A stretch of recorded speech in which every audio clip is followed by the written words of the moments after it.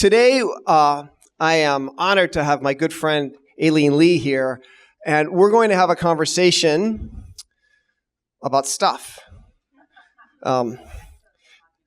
Yeah, well, I hope we talk about, like, Aileen is a very public personality in the venture world, so there's lots of great talk she has given online, and I hope not to do too much of that. She tells a lot of amazing things, so it'll be hard to avoid.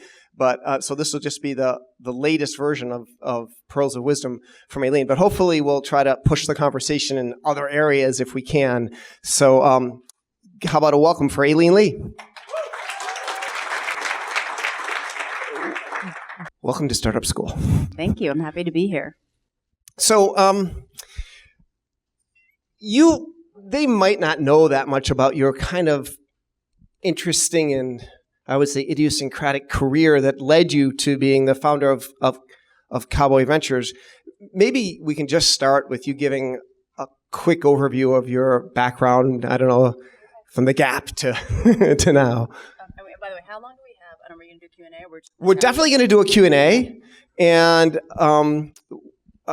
like your time schedule is actually the constraint, because one of the reasons we're doing this at YC now instead of at Stanford is that at Stanford you're like constrained. Right. We're not. This is our building. Okay. So usually we talk for 30 or 40 minutes and then do a Q&A, whatever's natural. Okay. So do you have a hard stop at a? I can't remember, but okay, may. Probably okay. Okay. Okay. Hi, everyone. Thanks so much for spending time here. I'm really appreciative. I'm Aileen. Let's think. I am a first-generation immigrant. My parents are both from China. So I have a very, I grew up in a very traditional, our family had nothing. They saved up money to buy a Chinese restaurant. People in the family worked in the Chinese restaurant. I grew up in New Jersey. So you grew up with entrepreneurs? Kind of. Yeah. I think immigrants are entrepreneurs, right? Because you come here with nothing and you have to figure out how to get a job and how to find a place to live and how to make it work. And I think there's a phrase at Kleiner we used to say, definition of an entrepreneur is who does more than anyone thought possible with less than anyone thought possible. And I think that's probably true for entrepreneurs, for immigrants as well. I bet that resonates with a lot of people in the audience. Yeah. But I was fortunate that my parents were very focused on education. So I wound up going to MIT, being in completely over my head. And then I did investment banking for a couple of years. This is, I guess, the idiosyncrasy. I lived in China for a year and taught English and studied Chinese. I went to business school, and at business school, I was always really interested in brands, and in particular consumer brands and how they generate a lot of organic customer love. And so this is kind of pre-internet. So I used to go to the library and read Fast Company and Inc. magazine to try and find names of companies that were kind of up and coming, and I would then look them up in the phone book. Doesn't that just sound quaint now? I went to the library. Yeah, seriously. How many people here have gone to the library to read magazines? Five. Yeah, but that's how we did it back then. Or you could look up older magazines on something called microfiche. Remember that? Raise your hand if you know what microfiche is. Yes. Ooh, a lot of you. Wow. Good. Oh, cool. And so I found a company called Odwalla and a company called the North Face, and they were both out here. And so I called, I would just call the phone number and just ask to talk to whoever would talk to me, and I convinced them to hire me for the summer. So I did 2 months at one and 2 months at, and they were both kind of private. I guess that now they would be considered growth companies. And I did marketing, and then after business school, I went to Gap. And my family was not that into me going to work for Gap. You would spend all this time trying to get a good education. Maybe retail is not the place to go. But I felt really passionate about I was going to have the opportunity to work with really smart people, and Gap at the time was such a talent magnet in retail. I think the smartest planners and merchants and visual designers were working at the company, and we were just kind of on fire. And so I spent 3 years working different operating roles. I worked on a supply chain projects, trying to figure out where our stuff was. It was called Glass Pipeline.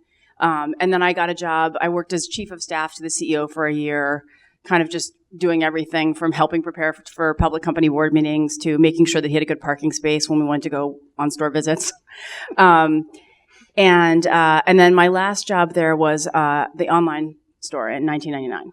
And our online store was Gap.com was the only thing we had. We weren't sure if we were going to do Old Navy or BananaRepublic.com because we weren't sure if this .com thing was going to stick. And turned out. Yeah. Yeah, did. exactly. I think you and I have been working for 20-something years since then. We should have just bought Amazon stock and just like chilled. Yeah. You mean you didn't? No, I did not. Me neither. And Who so knew? I did suggest at one point that while I was at Yahoo that we buy Amazon. I worked. And what happened? Did they think that was a smart idea? They said that it would screw up our multiple. Yeah. Yes. I worked with Friendster for a number of years. It's funny now, right? Yeah. And there was this little startup called Facebook. Yeah. And I remember we were that. talking to them about I think they wanted 20 million and we wanted to pay 15. Yeah. Anyway. Yeah. Yeah, stuff like that happens. We have stories. Yes, we do. So anyway, I was helping run the .com part of Gap in 1999. And it was exciting, but also just not a pure play tech company. And so much was happening in the .com boom. So I just said, I think I should go work at a tech company. And so I sent my resume to whoever would read it. And I wound up getting an interview at this firm called Kleiner Perkins. And I think they thought it would be novel to hire a woman. Like, we've never done that before. Let's try that. Your gender is what? And also that I had been chief of staff to the CEO, I think was kind of like a good kind of training to be an associate at a venture firm. So I wound up working for a partner there named John Doerr for 4 or 5 years. And we just super hit it off. And John is a legend in venture capital. And we were working with like Google and Amazon, and just we had incredible relationships and got to meet incredible people. And I was also like the dumping ground of every business plan that was sent to Kleiner Perkins at the time. And so every night I would just take home duffel bags of printed business plans and read them. And it was an amazing experience. And it was like a 2 to 3 year job. Oftentimes at venture firms, it's very opaque in terms of there is not really a career path.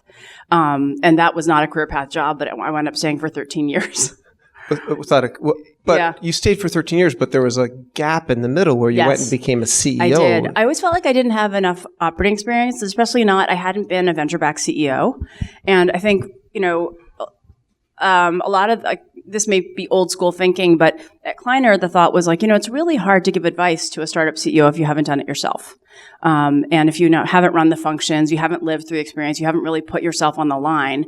And so an opportunity came up where a company that we had invested in that I was on the board of had 2 co-founders and neither of them was clearly the CEO, and they asked me to come in and help. And I was really excited to have the opportunity to work with them and to get some more operating experience. So I took kind of 2 years off from Kleiner, and I went and ran this company. It was a digital media company. It was like kind of an ad sales driven business, in the digital out of home space. At the time, there's a company in China called Focus Media that had like an $8 or $9 billion market cap, taking kind of what had been paper billboards and turning them into digital and running basically like kind of a content management system and kind of like an ad network for digital billboards. And that's what we were trying to build at RMG. So I went to be CEO at the time. It was a great experience. And we thought we had our model locked and loaded in 2007. So we raised a $20 million Series B, which at the time in 2007 was a big B. Yeah. And now it's like an A.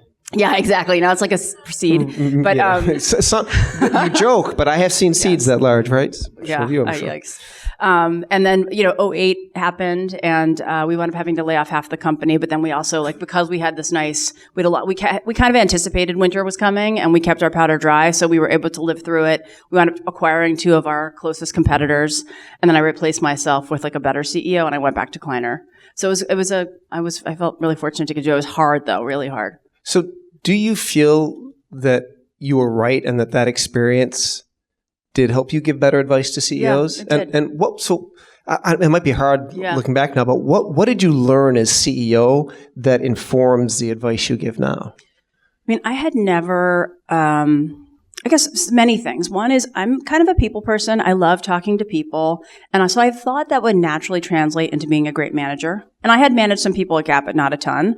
But I think it's very different being a CEO or a leader where you have to first convince them to work there, work at your company. And I turned out to be not as good at this as I thought. But I mean, you have different reports, like you have a head of engineering, a head of marketing, a head of sales, a head of finance. Like they often have different personalities, and you want them to have different personalities, and they have different strengths.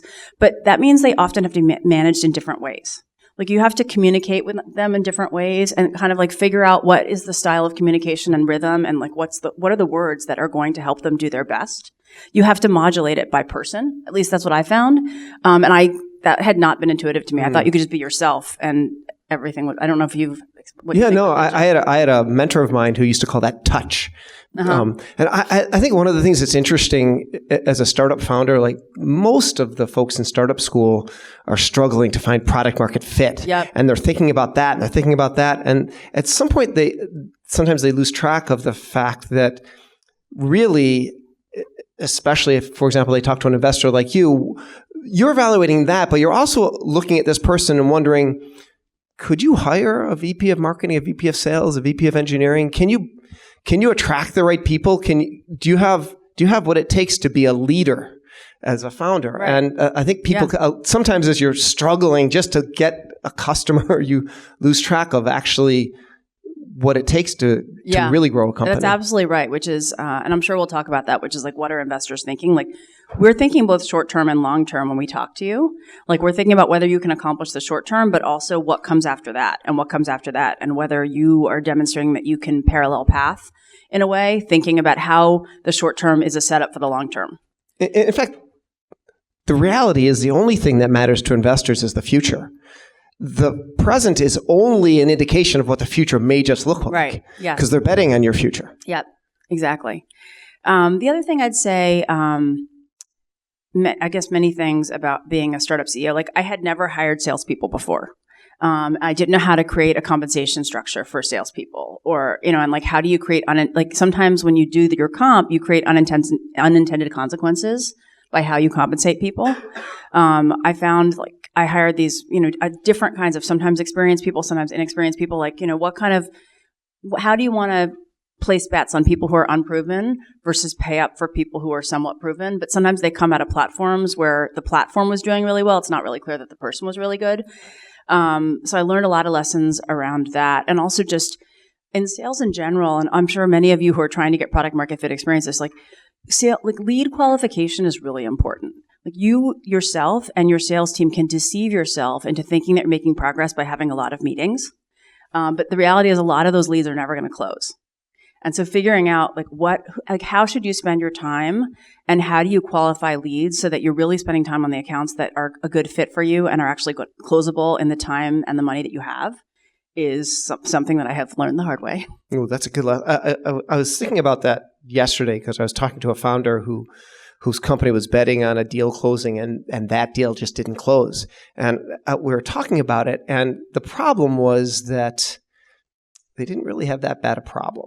Like, the problem he was solving, it was a problem, and there was a few people who were kind of interested in solving it, but it wasn't a real hard problem. Yeah. And those are the wrong customers to spend a lot of time with. And if you don't figure that out early, and even if you close them, if it's not sustainable, like, then you just live kind of campaign to campaign or quarter to quarter, and you can't, like, your churn is going to be high. You're not going to be able to upsell the people. So you kind of like you were saying about short-term plus long-term, like, it's hard enough just to close them, but you have to be able to, like, close that same person maybe with more money every quarter.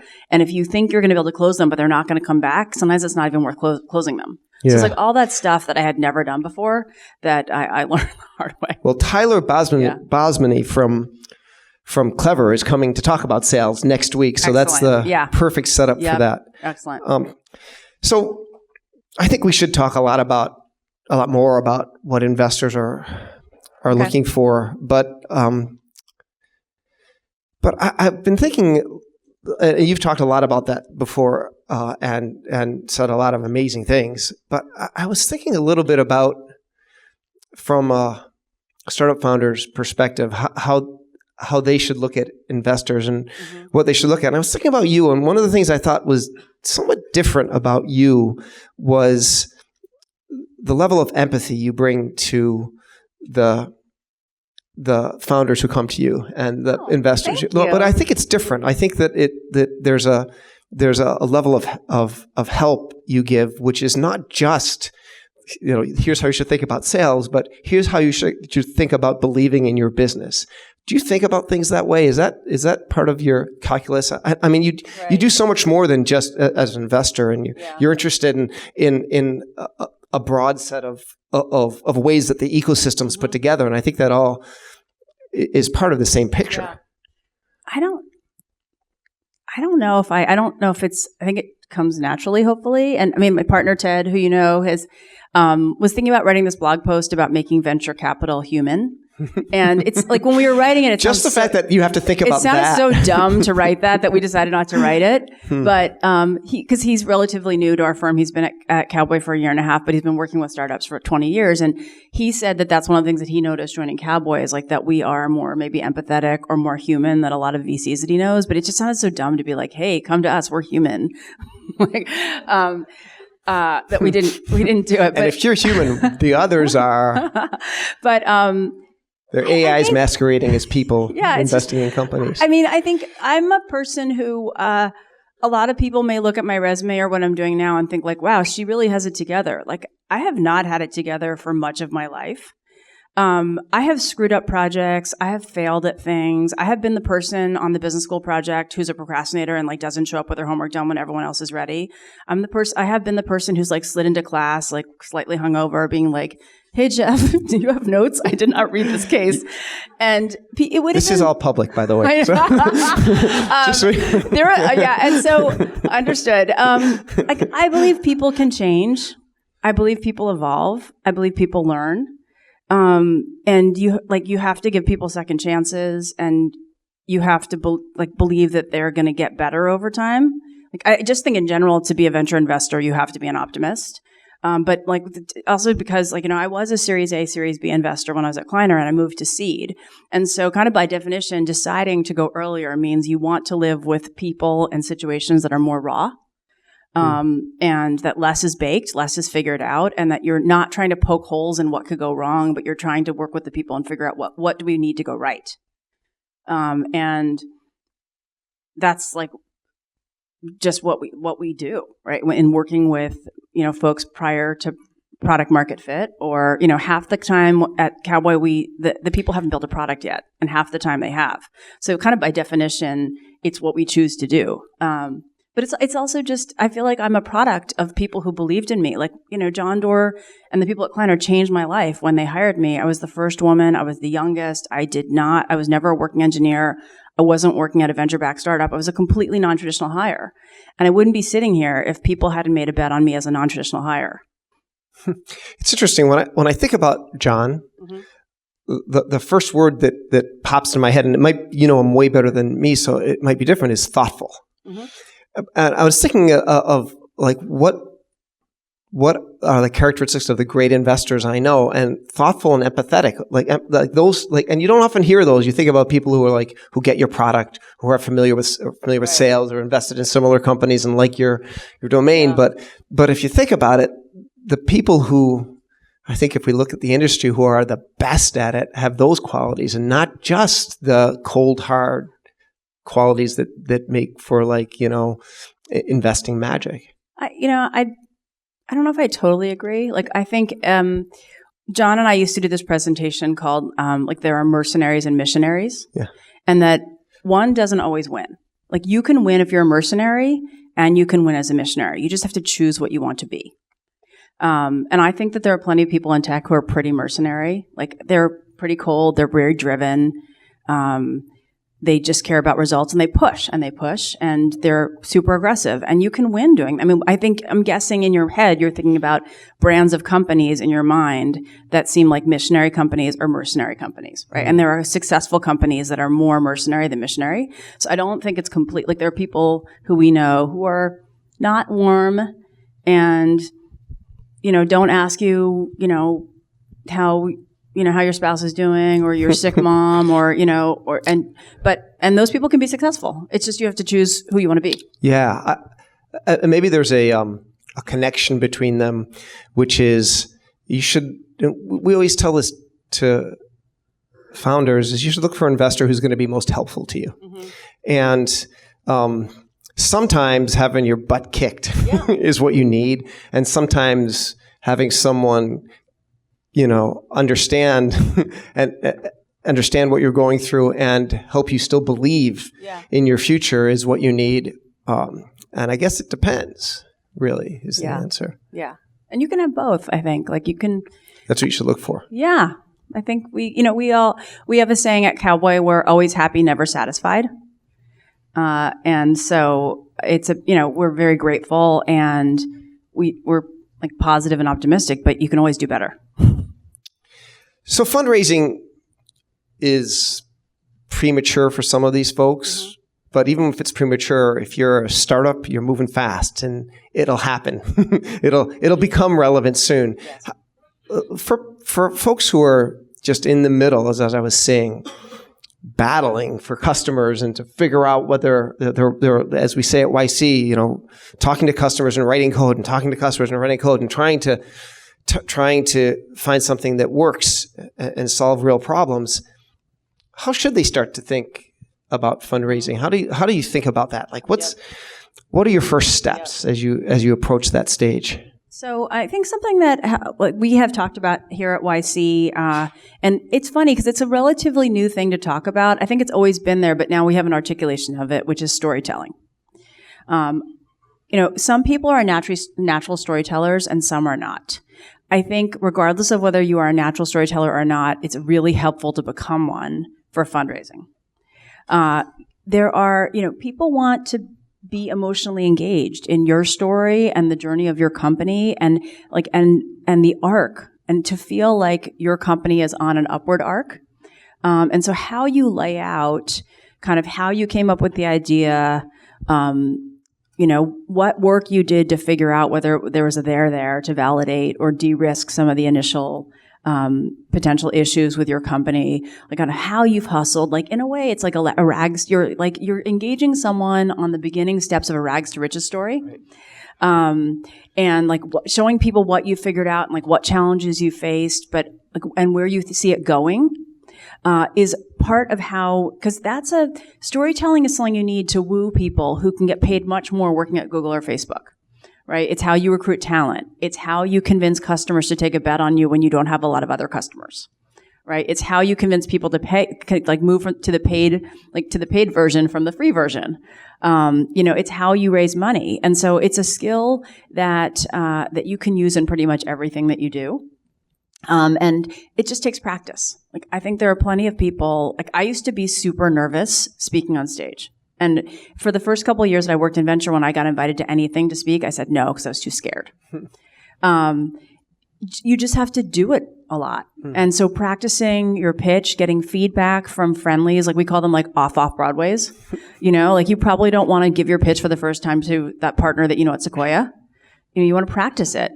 And you want them to practice it on your mom. Yeah. On with your co-founders, with other people who've raised money, and practice taking questions from them. Way before you have to start fundraising. Like you don't want to, if you have to start fundraising in December, you don't want to start your pitch in December, right? You want to start your pitch over the summer and practice it and get lots of feedback. And I mean, YC is great at providing that kind of feedback as well. Yeah. I don't think you can stress enough that aspect of practicing your pitch in a way that you take feedback and learn and iterate.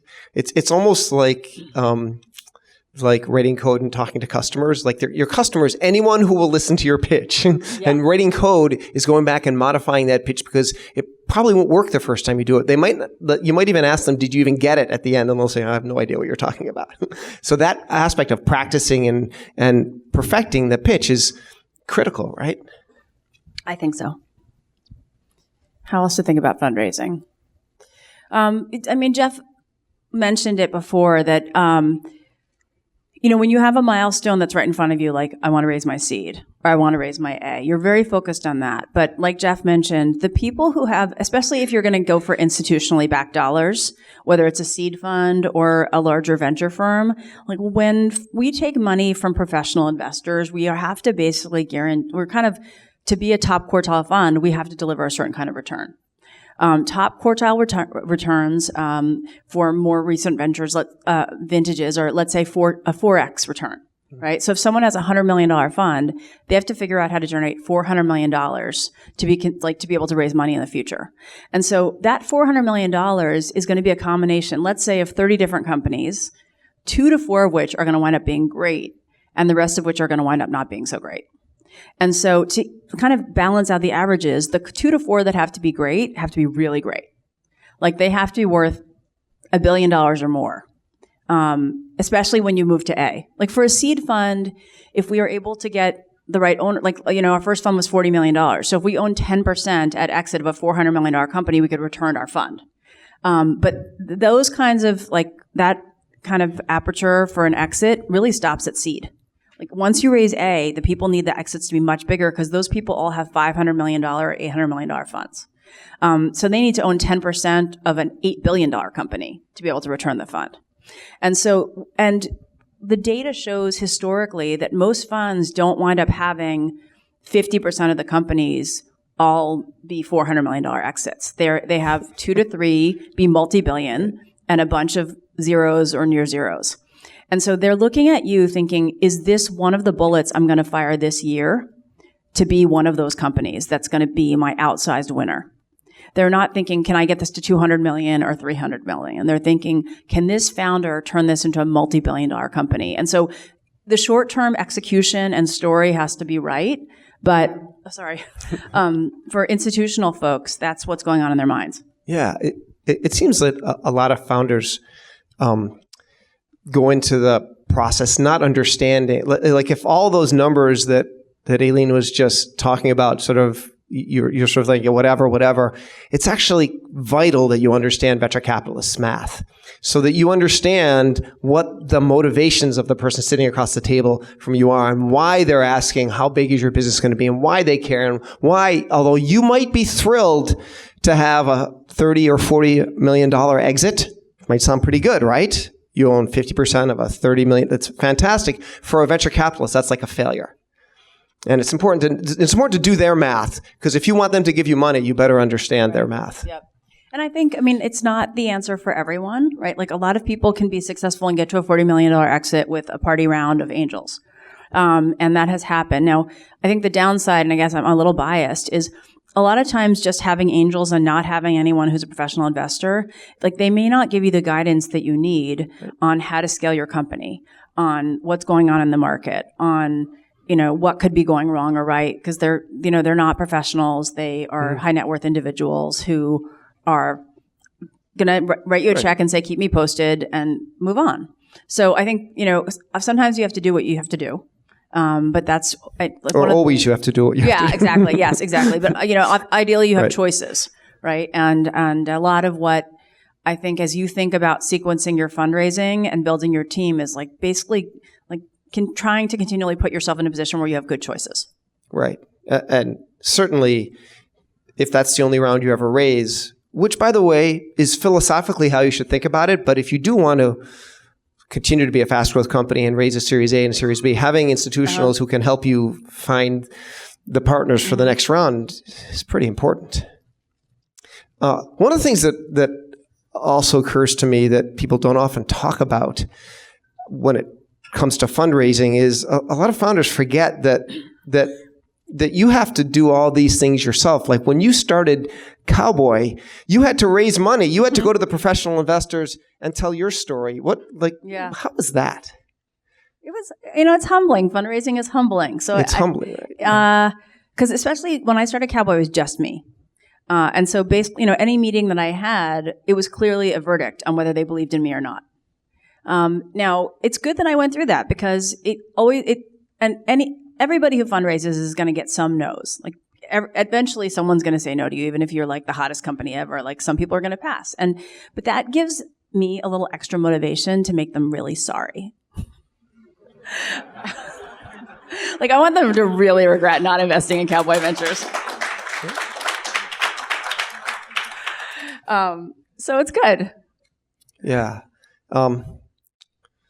I think that not enough investors go through that experience. I think part of the problem is that at some point, if you've been there for a while, you get these funds that just invest in you again. You don't have to suffer the way a startup founder has to suffer. And I say suffer because it's very unusual when you raise money not to get no's. Right? You should get used to totally. And also just all the things that you said, when I was raising the fund for the first time, I got a lot of smiles and a lot of this is great. This is great. I'm totally going to follow up. Send me a link to the data room. And then I would know they were not checking the data room. And when I would check in with them, they're this is great. Investment partner's going to love this. And then they would come back and say they would either ghost me Or they would come back and say, I'm so sorry, I super thought we were going to get this through, but we didn't. And I just wish those people had not wasted my time. And so it does give us a lot of empathy, and me a lot of empathy for like following up. You know, if you send me your business plan or we have a conversation, we try really hard to get back to you and tell you if it's not a fit for us now, why, and not just smile and kind of like GF you. So that, because a lot of people no's are hard, feedback. Right? Well, they're hard to give and they're hard to take. A lot of VCs, I think, are afraid of telling you why they're really passing, because they're, if you do well, they want to be able to call you later and pretend that like they were just really busy when they passed, or, and they're your best friend. They don't want you to us? feel like how I just said about like making you really sorry about not investing. They don't want to be that person. So they don't tell you why they're really passing, but it doesn't really help you. So, and I also think, again, in fundraising, getting back to what we talked about, lead qualification. So when I did my first fundraise, I had gotten some advice from some other folks who were really helpful, like Steve Anderson and Mike Maples, and people who had Michael Deering, who had raised funds as a solo general partner before me. And they said, some of the original super angels, yes, right? Exactly. They said, like, look, certain types of investors are going to smile, and it's their job to learn about what you're doing, and so they'll meet with you over and over again. They're not going to come into your first fund. They're too conservative, so be careful. And so I decided to create a process, or I tried to create a process where I phone screened everybody before I met with them.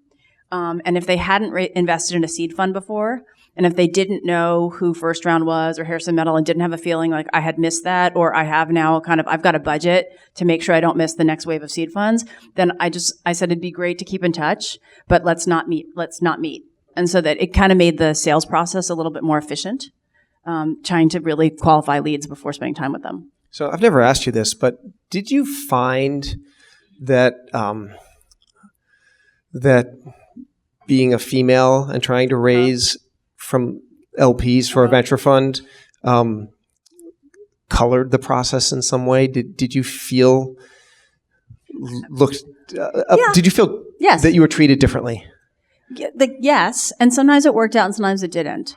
So I'm sure it's just, we know there are lots of studies that show that women and men have more confidence in men, right? Like a woman can say the exact same thing as a man, and it will not come across and give the same impression as a man does, right? And so I could give a great pitch, and some people probably came away thinking, like, I just don't know if she's enough of a killer. Right. I don't know, like, she has kids. What if she wakes up one day and decides she wants to spend time with them? Like, who knows what they say.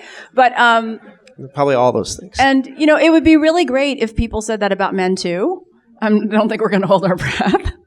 But, I think it just, we're all unfortunately biased. And I'm glad. Is this an asymmetry that's built into the genders because we are different, or is it something that we can overcome? I'm hoping we can work on it. Like there's a study, I think it's like a Penn MIT study where there was a PowerPoint deck and a voiceover talk track. And they showed it to, I think, hundreds or thousands of business school students. And they gave the business school students, like, you have $100 or $1,000 to invest in this company. How much do you give it? And they had, in the different classes, they A/B tested. They showed the slides on the screen, and they had a woman speaking, doing the voiceover, or a man. The man raised 2x the woman. Same script. So we have to believe that this is changeable. We have to address it at every stage of a person's life, whether you're in elementary school or junior high or adulthood, to try and catch ourselves on our biases and the thing that gave me step it back. The thing that gave me pause there was you said it's true for women and men. The women and men, the female and male students both gave the man more money.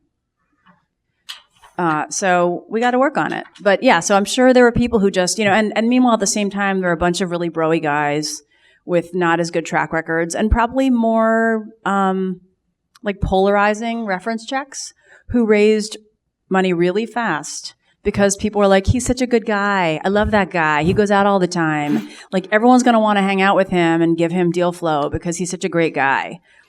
And like some of those guys don't work in our business anymore because it turns out that they're not really ethical guys and they don't treat people professionally, but they raised a lot of money.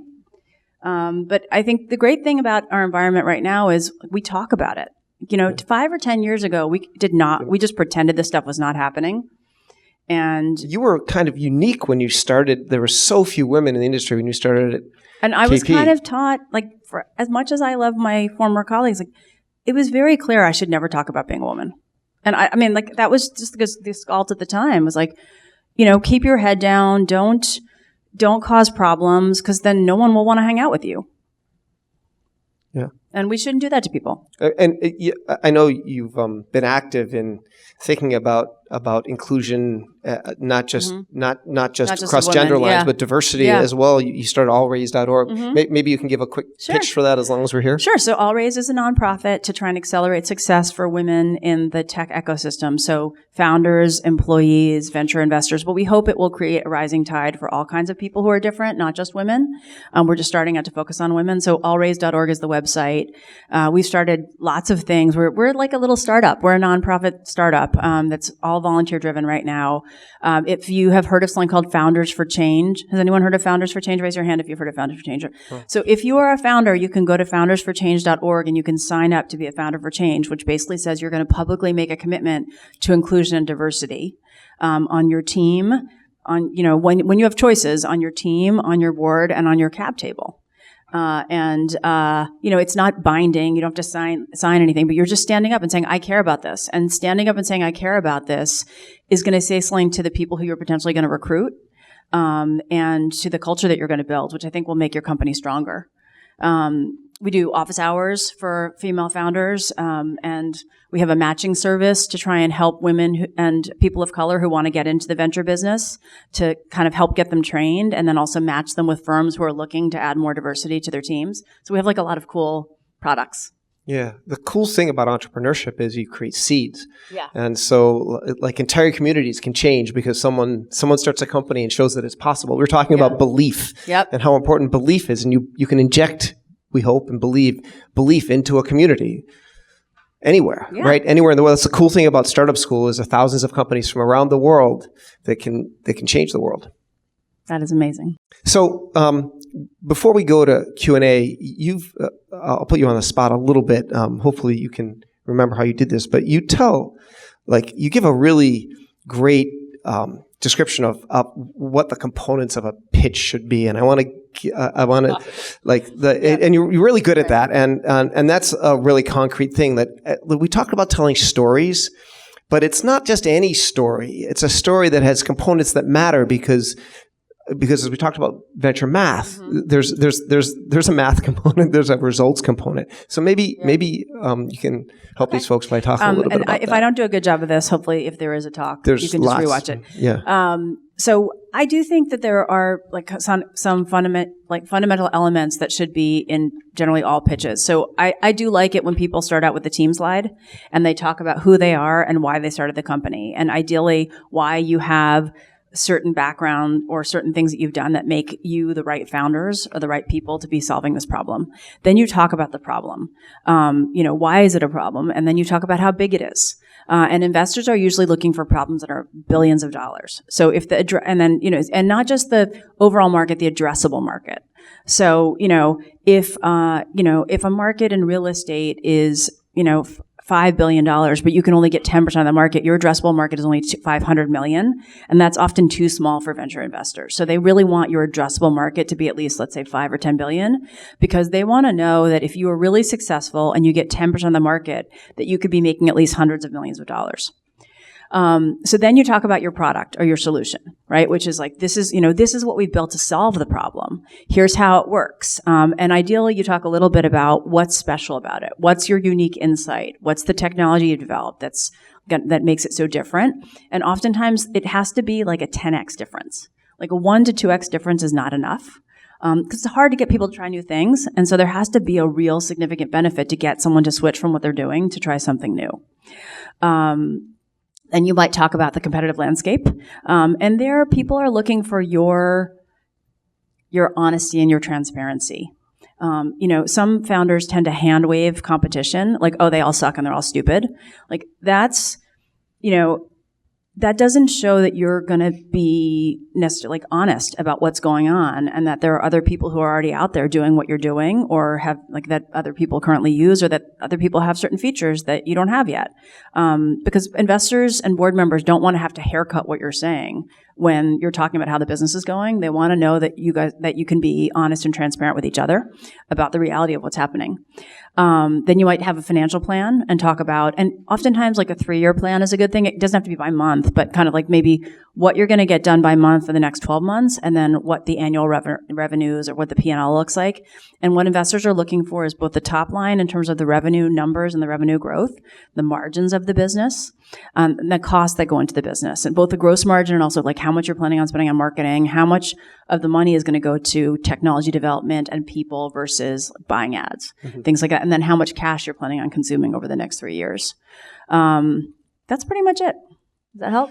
Yeah, that's awesome. I was going to say in the financial plan, some of that depends on how far along you are, how evolved you are. You might have a CAC and you might not, but you ought to have some idea how you're going to make money. Yep. Like you ought to be able to describe why it's a business as opposed to some service that people might want but might not pay for. Oh, in the end, often I think it's good to have like a summary slide. Like, if you've ever taken a public speaking or a presentation class, they'll tell you like, I'm going to tell you what I'm going to tell you, and then I'm going to tell you, and then I'm going to tell you what I told you.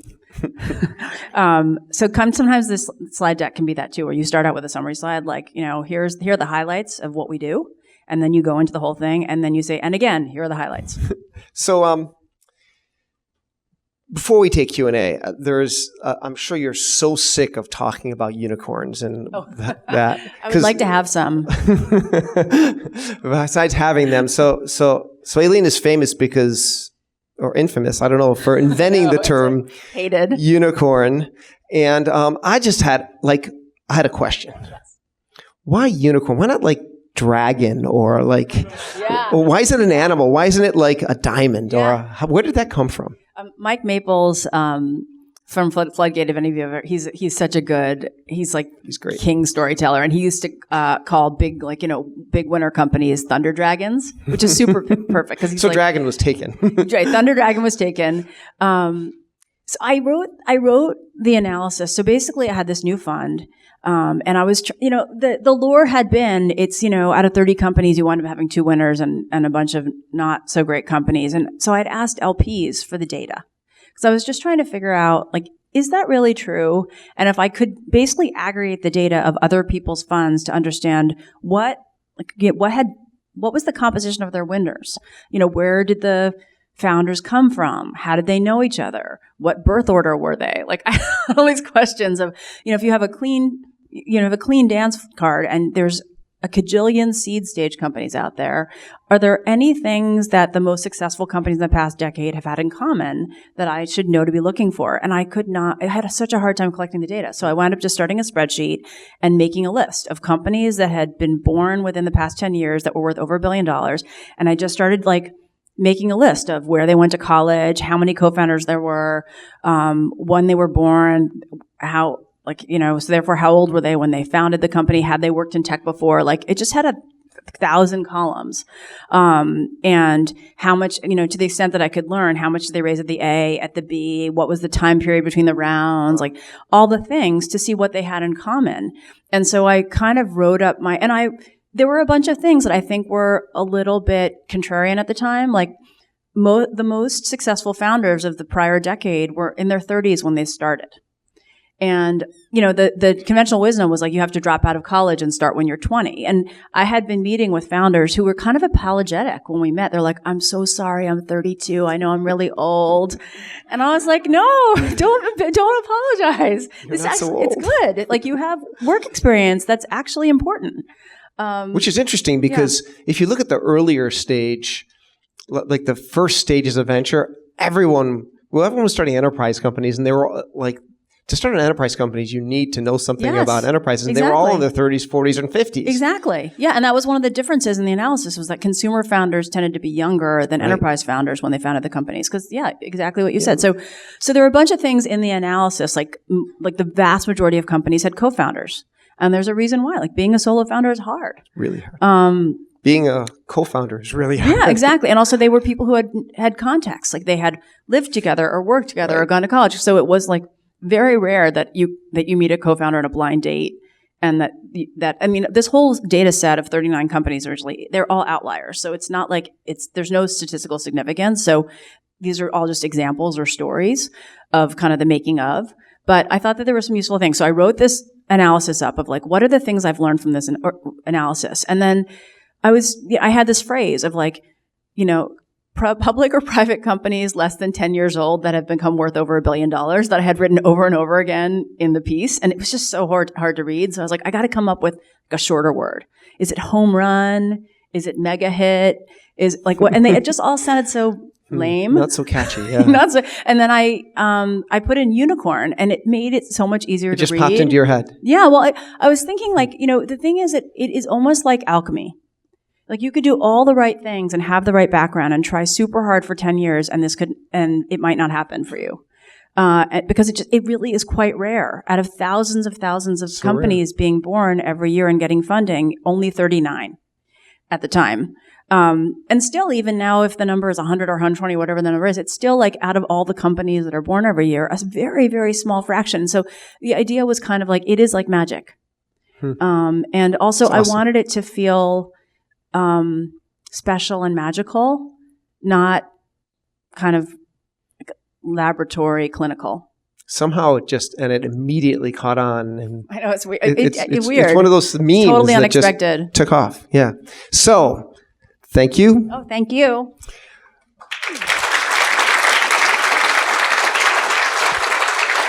Questions? Yes. Thank you so much. So inside the seed round, what is a healthy distribution of funds for operations, product dev, marketing?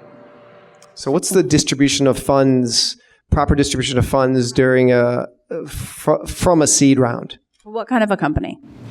AI-powered fashion garment development technology. If it's AI-powered, it's mostly probably going to be team and technology, right? You're probably not going to want to spend a lot of money on customer acquisition, right? You're going to want to build something where the tech is so unique and so attractive that you don't have to spend money to acquire customers. So I would think that it's largely going to be team. Probably, yeah. Yeah. Yeah, the question on distribution of funds is hard because, as you saw from Aileen's answer, it depends so much on what kind of company. Most software companies spend almost all their funds on people. Yep. Hardware companies, a little bit different. Yep. Yeah, back there. Thanks. Hi, Aileen. Thanks for your talk. I really appreciated what you said about being a non-traditional hire. How do you look at non-traditional founders, and what do they need to do to show you, if they're coming from a different background, that they can actually do what it takes to get you that return? Yeah. So how do you look at non-traditional founders, and how do they go about showing you that they too can be founders of unicorns, I guess. I added that last part, but I think that's what he meant. Yeah. I mean, I think like what we were talking before about the story and how you explain like, how you came across the problem that you're trying to solve, what your personal passion is for it, and what you figured out. Like a lot at Seed, there's not a lot of data, right? You haven't maybe shipped your product, you don't have customers, there's no cohorts, but what you can talk about is your hustle, right? Your insight. When you've hit roadblocks, what you figured, like what was your workaround and what you figured out. Like that's really what a lot of seed stage investors are looking at is, do you have that grit and like the right skill set to figure out and succeed in the space? I mean, I think it's a better time than ever to be a non-traditional founder. I have a friend, Ali Rosenthal, who's raising a fund right now, and her focus is going to be non-obvious founders. It's like this was not a thing a decade ago, but now I think both we realize that, investors have probably just been hunting in too much of the same pool over and over again. Companies don't need to be based in the Bay Area anymore. Richard Kirby did a great analysis showing that like the diversity of venture is a huge problem, not just in terms of gender and race, but the majority of people who work in venture went to Stanford and Harvard. There's just no way that that's the right answer. Right. There's missed opportunity. Yes, right? Tons. And so I think it's a great time to be a non-traditional founder. Great. Over here. We we're very, very lucky to meet a lot of VCs, and we often go with gut feeling on how the relationship will be.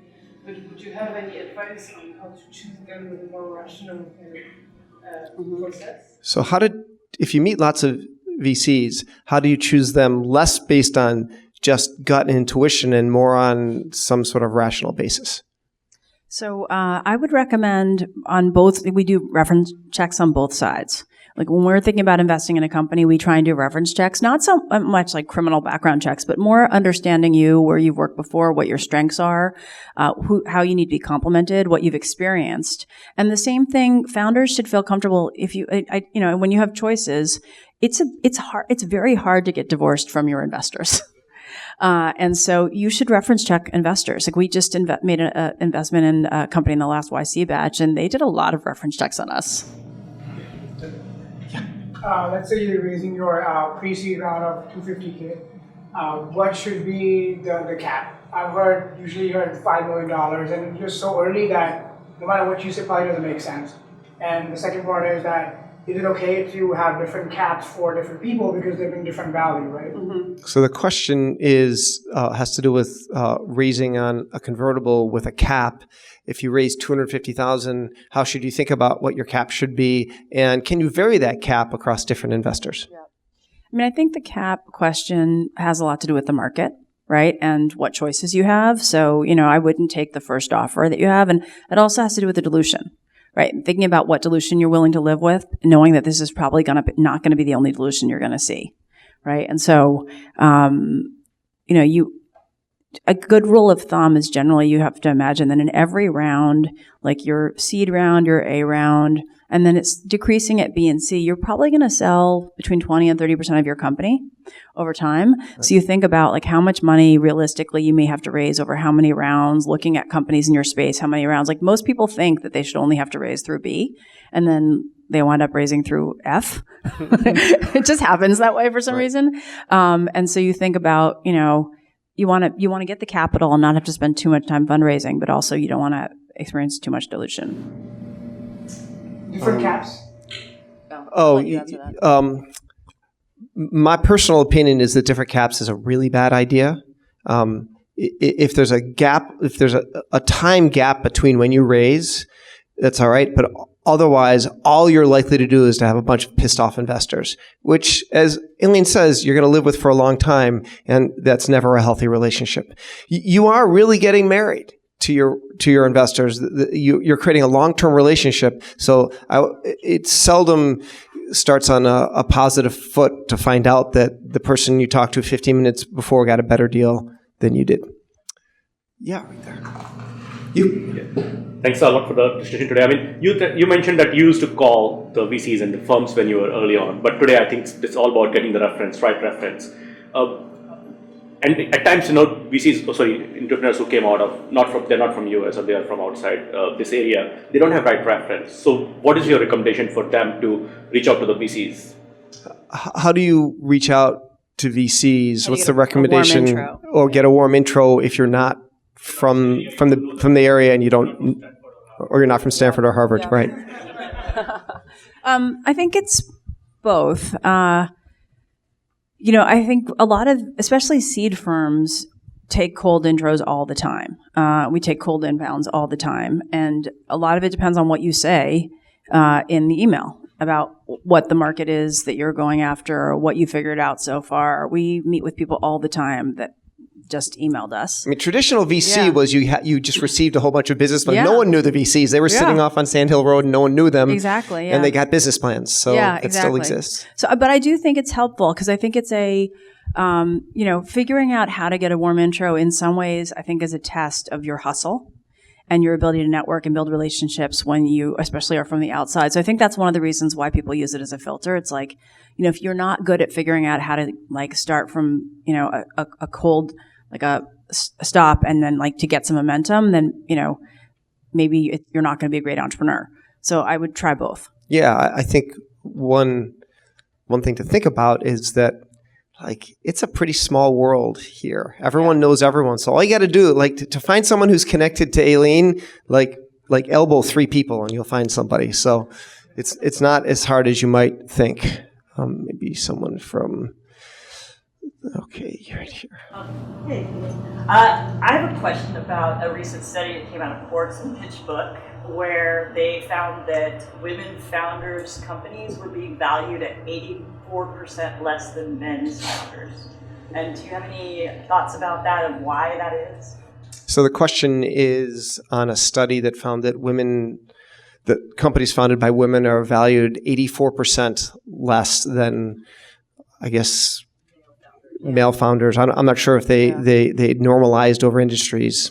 Yeah. So I haven't read that study. I mean, I think a lot of the studies, if you look at the unicorn list right now, right, there's only like 2 female founders on the whole list, right? So if you're doing an average across venture, yes, of course, like those companies are the vast majority of the kind of paper wealth that's been driven in the past decade in the industry. And if there's no female co-founders or, that own the equity and these are the most valuable companies in our industry, then yeah, it's, that would make sense. And I think even if you looked at it like kind of apples to apples across seed, my guess is the analysis will find that, and partially for some of the reasons that we talk about, that women-founded companies tend to be underestimated by investors, partially due to bias. But women also I think we can work on it on the investor side to try and take away some of the bias, and then we can also work on it on the founder side, kind of helping and coaching women on how to tell stories and how to pitch. Like I'm fortunate to have worked with some women who have raised a lot of money at very healthy valuations, and in very competitive situations where there have been multiple bidders, and the price, the multiples relative to revenue or run rate or what they figured out have been, quite high. A lot of times it comes to the story, like what the founders have figured out and how they tell the story. So I'm sorry, we were going to take one more question because time is flown. In the back. Aileen, can you share some of the factors that you found in your analysis that tended to matter? And I'm curious, were there any factors that surprised you as not seeming to matter when you were analyzing unicorns? So the question is, when you're analyzing the factors that went in, the various characteristics of unicorns, were there any factors that surprised you? Was it that were surprising that actually mattered? Oh, that did not. Which factors did not matter that were surprising? Oh, that's a good question. Actually, I don't know if I have a good, quick answer for you on that one, just because I focus so much on where there was signal. I don't even know if I remember the things that didn't have signal. Okay, we'll take one more question then. Right there. Yeah. Okay, great. So I actually have 2 questions, and you only get one. You have to pick one. Pick the best one. All right, fair enough.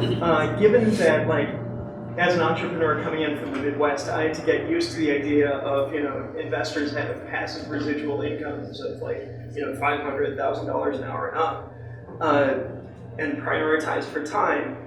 So they're looking for, especially with the Pareto optimal distribution on the tables of, hey, how do I get my 100x?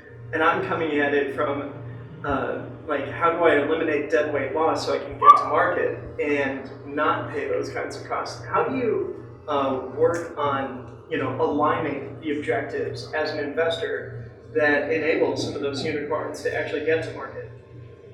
I have no idea how to concisely say that question. It's something about aligning objectives where returns versus cheap money to start. Whereas I don't know. Wait, so I don't know if I get it. Wait, can you just rephrase it? Yeah, can you try to make put your question in a very concise, short, 1 sentence, understandable format? So, as an investor who's seeking a high return, how do you align your objectives with enabling companies that are looking for the lowest cost to market in terms of that? So how do you balance the high return that investors are looking for with companies that need to